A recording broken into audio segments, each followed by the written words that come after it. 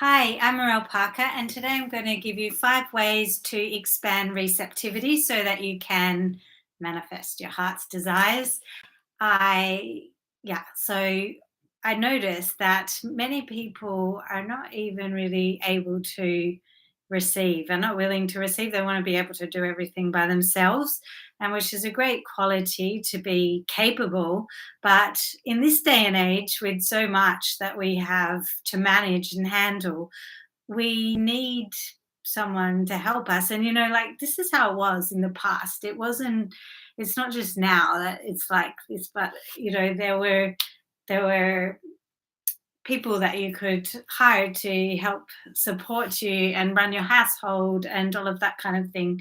That it Perhaps it's only now that people are thinking that we have to be able to do everything ourselves, like bring up the kids and help them and play with them, and work and everything else. But I've had metastatic breast cancer for 8 years, and so I have had to learn that I can't do everything myself. I don't have any kids, but I have a lot of friends with kids, so I know how it is. And so, yes, let's get into the 5 ways that you can expand receptivity. So, number one is to believe that you're worth it. So, I don't know, this is a journey. I'm on the journey too. I'm pretty good at it now, believing that you're worth it. Well, just don't believe that you're not worth it, but believe that you're worth it. That goes without saying, is number one. And then number two is to allow yourself to receive. So this is where many people don't even feel comfortable receiving. So you could start to notice how you are when you receive a compliment, for example. If you are, like, if you just downplay it, or if you give a compliment back straight away, or if you, like I used to be, where someone said, "Oh, I like your top," then I would tell them where I got it from and how much it cost, and that it was on sale, and it's a kind of a way of deflecting the compliment. So if if if you are like this, just try to practice just saying thank you and, like, oh yeah, I love it too, and something like that, and just fully receiving that compliment as a way of practicing receiving. And then other things could be acts of service, for example, like someone helps you with something, and then do you feel like you have to give something back to that person straight away?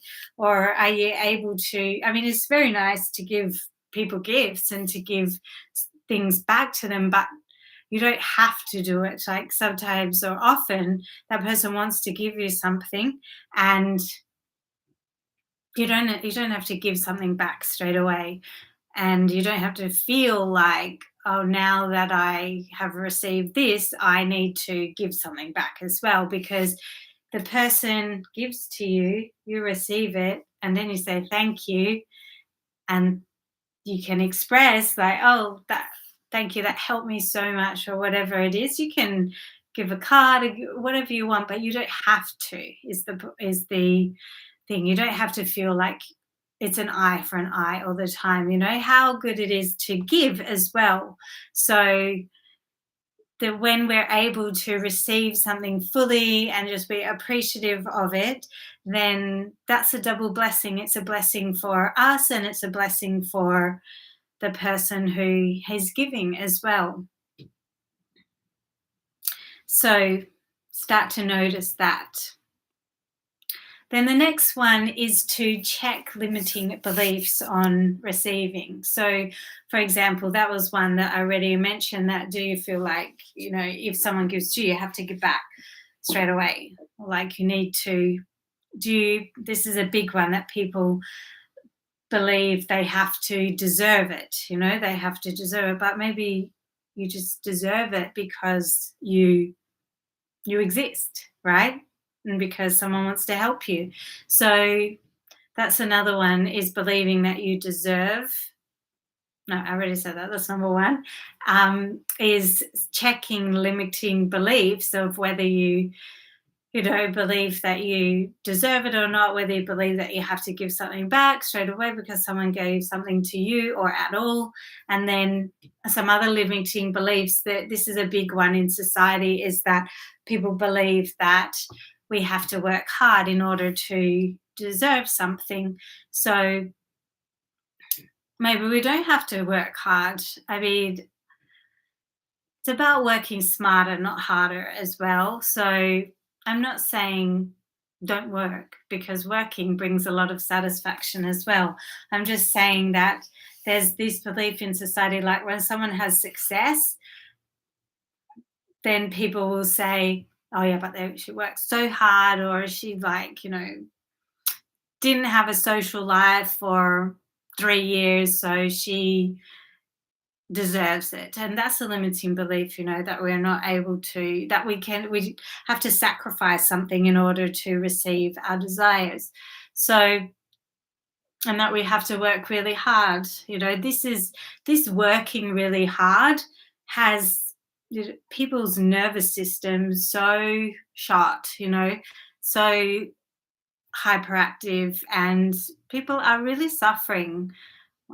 I think, I don't feel like anyone is without struggles in whatever country you're living in. We often look at more developing nations and look at their struggles, but the struggle in a country like Australia, where I am, Perth, Australia, is the responsibilities and the standard of lifestyle that people are living and keeping up with everything, and also the mental health as well. So I don't know where I was going with that, but what was I talking about? Yes, feeling like we deserve it. Yes, the mental health, because that we have to work so hard, and we are not deserving of something unless we work so hard for it. But maybe where we practice manifesting, and maybe something happens to us because we're working on the energetic stuff as well, not just the physical aspects of it too. So this has been a big one for me. I'm an author. I've written a book, Wanderlust, and I have my memoir, Love Queen, The Making of a Master, coming out in a few months. And I worked to support myself. I worked as a coach for 2 years, and I also was an English as a second language teacher for 18 years. So I did work, and once I started writing and devoted myself to writing, which was 15 years ago, I would then orientate my whole life around it. So I would work part-time then as an English as a second language teacher, and I would write on my days off. But I didn't write, or I don't write. I only write for 2 to 3 hours at a time. And what is my point about all of this? Yes, my point is that there was, back in throughout history, artists and authors have had benefactors, right? So it was like the church, or it was a wealthy person, like Anais Nin. She's my favorite, or she was my inspiration for becoming an author. And she had her husband, who was a banker. He also had artistic leanings, but he was a banker, and so he supported her, and they also supported Henry Miller, who wrote Tropic of Cancer. And he was actually Anais's lover. Not that the husband knew about that, but just saying that they're just giving this as an example of benefactors, that it wasn't throughout history that, artists were just independently wealthy all the time, although they could have been as well. That's another possibility. But there were often these benefactors. So it has been a big step in my evolution to allow myself to be supported and to receive that stability, financial stability that I require in order to put my books out into the world. So yeah, that's about, I lost it on my iPad. That is about checking your limiting beliefs. So, yes, you don't have to do it all. That's a limiting belief. Then number 4 is to stop feeling guilty. So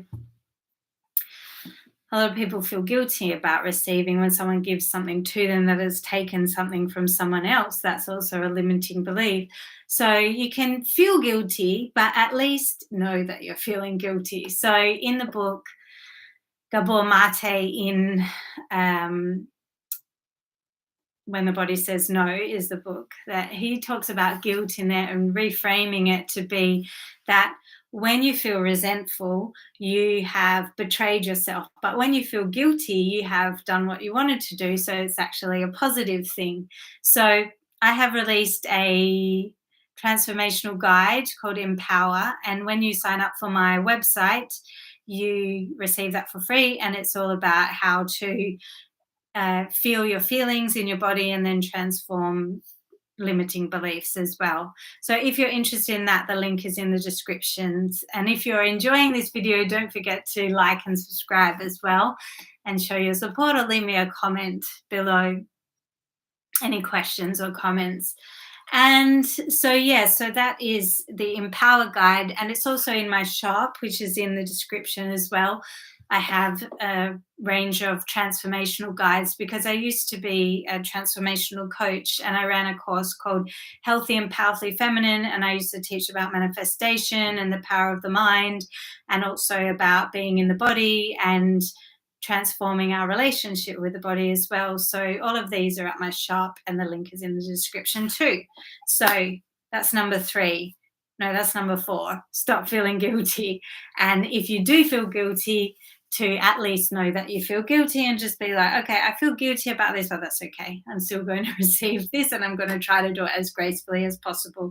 So receiving this, whatever it is, this help or this money or this, I have this limiting belief come up, like whenever someone buys one of my transformational guides, I get this feeling like, oh my God, is it good enough?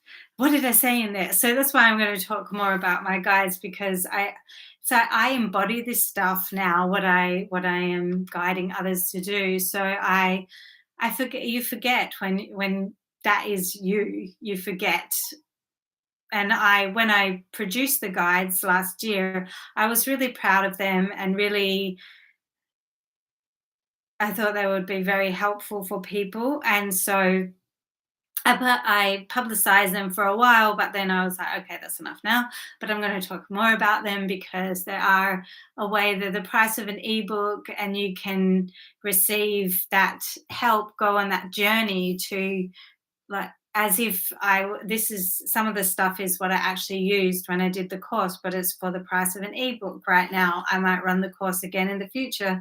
So go and have a look at the shop if anything of what I'm talking about interests you.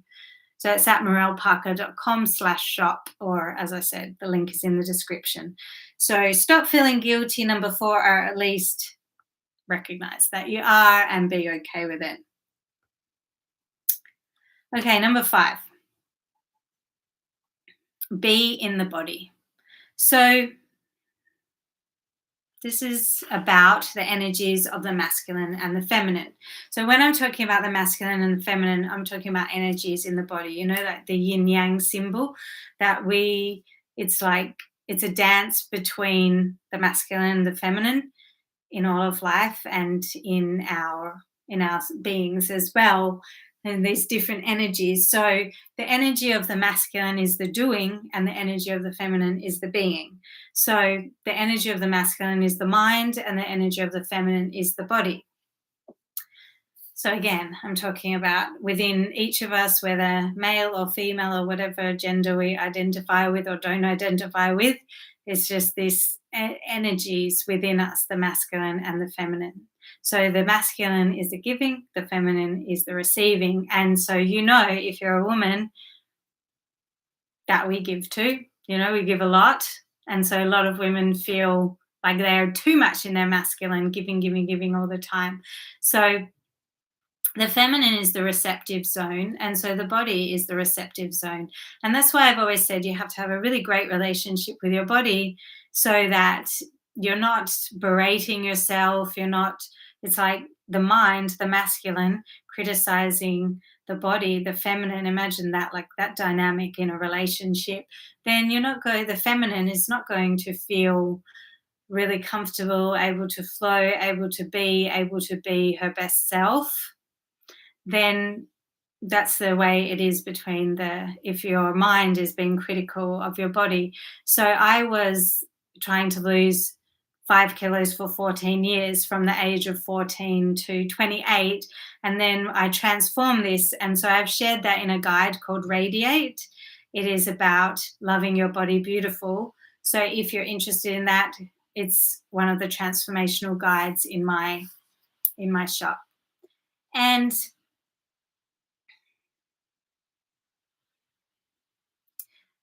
an interesting story. So when I was running my coaching business and the course and the workshops, then it was like 2016 and or 2015, and my lips get really dry. I feel like half my face is paralyzed.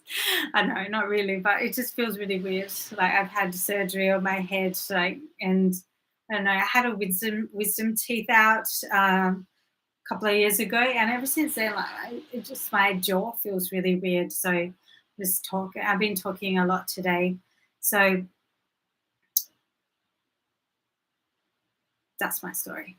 So when I was running the feminine, the Healthy and Powerfully Feminine course, I was giving a lot because I was the teacher, although I was also receiving, but I was giving more than I was receiving because I was, giving the information, holding the workshops, doing the marketing, and I was teaching this, so I would definitely be making time every day to be in the feminine because that was where the power was in receiving. But I was overall giving a lot. So at the end of the year, I went to Bali and had a 1 week holiday, and I just set the intention that I wanted to just receive. I just wanted to. I'd had such a year, and I just wanted to be receiving. So whether it was receiving massages or beautiful food or funny flowing adventures or just receiving all the beauty from the world around, the beautiful gardens and the people and flower baths, connection with friends. So before I went to Bali, when I was more in the giving mode, then my period was at the full moon. So traditionally, women menstruated at the new moon and they would all be together. And then at the full moon, they ovulated and they would go out and they would socialize and have babies and were really good at talking and still are really good at talking at that time. And then so my period when I was giving more was the opposite. It was that I was menstruating at the new moon. No, menstruating at the full moon and ovulating at the new moon. Did I say that right? Okay, anyway, it was the opposite to what it was traditionally. And then after I came back from Bali, I my period changed. So it went to, and it wasn't just that week, but I had a holiday afterwards as well, back in Perth. And so I was back, I switched back to the way that it traditionally was, where I was menstruating at the new moon. It's been a long day. Menstruating at the new moon and ovulating at the full moon. So anyway, you get my point. Okay. So being in the body. So what does it mean to be in the body? So when you have a great relationship with your body, you don't even really have to. It's just when you have a great it doesn't really like I'm not nowadays, I'm not constantly like saying nice things to myself, like it's just like a non-issue. So, but being in the body, what I'm talking about, to receiving, because as I said, the masculine is the doing. So, in the morning I get up and I do, and then afterwards when I finished, I be in the body. So that could be, there's many ways to be in the body. It could be through meditation, through napping, through, you're in that rest zone, right? It could be dancing, it could be exercising when you're like really feeling, not just like a mental thing, like, oh, I gotta go and like do this, but like a body, like, oh, this feels really good, like doing yoga or even doing running or whatever it is, but like feeling the sensation in the body. So anytime you're feeling the sensation in the body, it could be you're having a shower or a bath and you're feeling the water on you, then that's another way that you're just experiencing that pleasure, that physical sensation. So anything like that is being in the body. It could be that you're, just standing in a queue, or you're going for a walk, or you're connecting with family and friends, but you're at the same, you're like in your body, you're in your frame, in your being. So these are all ways to be in the body, and then you're in the receptive zone. So just to go through those, let us see. Number 1, believe you're worth it. Number 2, allow yourself to receive. So check if you're deflecting and you're making a joke or whatever, when anytime anyone gives you something, if you're able to fully receive it, and practice becoming aware of that, and just saying thank you and fully receiving, appreciating. So number 3 is to check limiting beliefs. So see if these beliefs come up for you, that you have to work hard in order to receive, or otherwise you don't deserve it. And number 4, stop feeling guilty, or at least realize that you feel guilty about it. And as I said, you can check out my Empower guide to help you processing emotion. And then number 5 is to be in the body. And you can check out my Radiate guide for that. And I have a manifesting guide too called Magnetize. So I go a lot deeper into how to manifest, and a lot of information about it, but also practical tools about it. So I'm all about the simplicity. And yes, but sometimes people want to understand, they want to know how it works. So you can check out Magnetize for that, and all the links are in the description, like I said. So please leave me a comment and tell me if you have, which of these 5 tips you are going to start applying to yourself or to your life immediately. And if you have any other tips for increasing receptivity, you can leave that in the comments below too, or any questions about it. I would love to hear from you. I'm on Instagram at morelleparker_xs, and please like and subscribe to this for more. I will see you again in a week, maybe sooner. So subscribe so that you find out. Okay, bye.